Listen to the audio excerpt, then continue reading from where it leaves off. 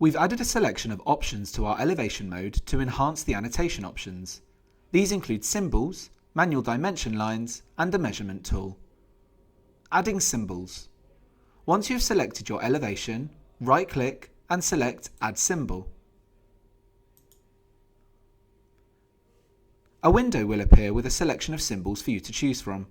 Select the symbol you wish to add. You can name the symbol as you wish, add a label to the symbol, and also set the size. You can also add tags if applicable. Once happy, click OK.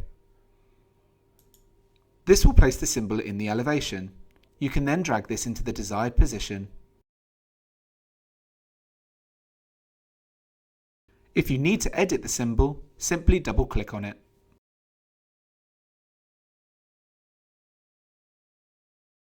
To add a manual dimension line, right-click on your elevation and select Manual Dimension Line. Your cursor will display a blue cross.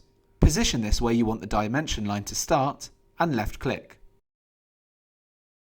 Using your mouse, drag to where the dimension line needs to end and left-click to finish. This will add the dimension line into the elevation. You can drag it into the desired location by simply left-clicking on it and dragging into place. If you want to edit the dimension line, simply double-click on it.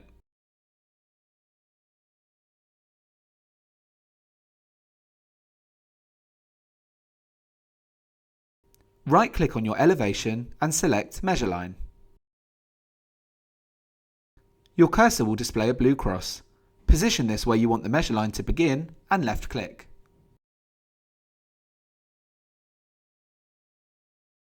As you drag your mouse, the measurement will appear along the bottom of the interface.